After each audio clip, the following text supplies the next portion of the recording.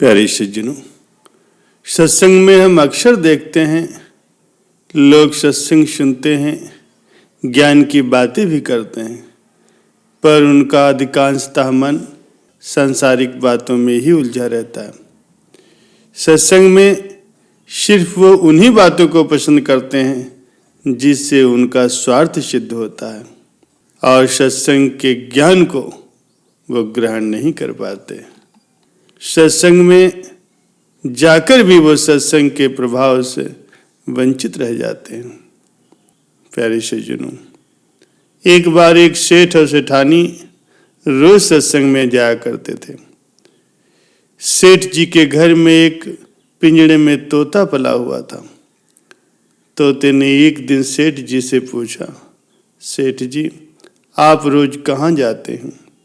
सेठ जी बोले, सत्संग सुनने जाते हैं। तोता कहने लगा, सेठ जी, जब आप सत्संग में जाना तो महात्मा जी से एक बात पूछना कि मैं कब आजाद होऊंगा। सेठ जी ने कहा, ठीक है, पूछ लेंगे। जब सत्संग समाप्त हुआ तो सेठ जी ने महात्मा जी से पूछा कि महाराज, हमारे घर में जो तोता पला है उसने पूछा है कि वो आजाद कब होगा। संत जी ऐसा सुनते ही बेहोश होकर के गिर जाते हैं। सेठ जी संत जी की हालत देखकर चुपचाप वहां से निकल जाते हैं। घर आते ही तोता सेठ जी से पूछता है कि सेठ जी, महात्मा जी ने क्या कहा? सेठ जी कहते हैं कि तेरी तो किस्मत ही खराब है, जो तेरी आजादी की बात पूछते ही संत जी बेहोश हो गए। तोता कहता है कि कोई बात नहीं सेठ जी, मैं सब समझ गया। दूसरे दिन सेठ जी जब सत्संग में जाने लगते हैं तब तोता पिंजड़े में जानबूझ करके बेहोश होकर के गिर जाता है। सेठ जी उस तोते को मरा हुआ जानकर जैसे ही उसे पिंजड़े से बाहर निकालते हैं तो वो तुरंत ही उड़ जाता है।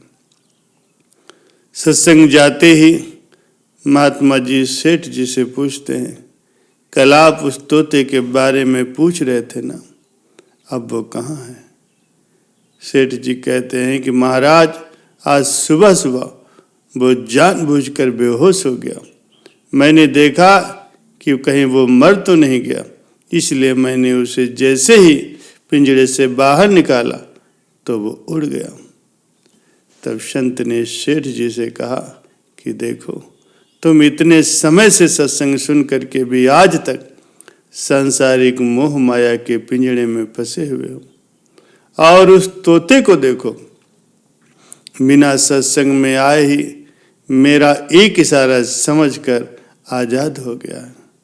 प्यारे सज्जनों, ये समझने की बात है कि लोग सत्संग में जाते हैं, सत्संग की बातें भी सुनते हैं, लेकिन उनका मन हमेशा ही सांसारिक बातों में ही लगा रहता है। सत्संग में वो सिर्फ उन्हीं बातों को पसंद करते हैं जिससे उनका स्वार्थ सिद्ध हो, जबकि सत्संग जाकर के हमें सत्य को स्वीकार करना चाहिए, सत्संग की सभी बातों को महत्व देना चाहिए, और जिस असत्य, झूठ और अहंकार को हम धारण किए हैं उसे साहस के साथ मन से उतार करके परमपिता परमात्मा के चरणों में अपने मन को लगाना चाहिए। प्यारे सज्जनों, आप सभी ने अपने आसपास ऐसे बहुत से लोगों को देखा होगा जो संत महापुरुषों के वचनों को ध्यान से सुनते हैं, सत्संग में भी अक्सर जाते रहते हैं और दूसरों को सीख भी देते हैं, लेकिन जब उसको अपने जीवन में उतारने की बारी आती है तब वो सब कुछ भूल जाते हैं और सांसारिक व्यवहार करने लगते हैं। वे अपने मूल स्वभाव में लौट आते हैं और कटु वाणी तक बोलने से परहेज नहीं करते।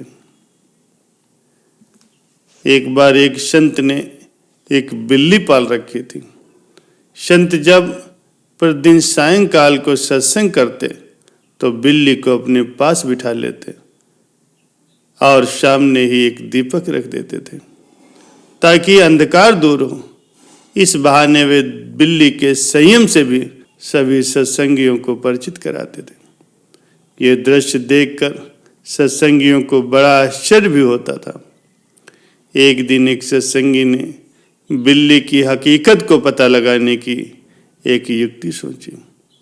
वो कहीं से एक चूहा पकड़ लाया और उसे चादर में छुपा करके सत्संग करने के लिए बैठ गया। जब संत ने सत्संग प्रवचन आरंभ किए तो सत्संगी ने बिल्ली के सामने एक चूहा छोड़ दिया और बिल्ली ने जैसे ही वो चूहा देखा वो अपने मूल स्वभाव में लौट आई और चूहे पर झपट पड़ी।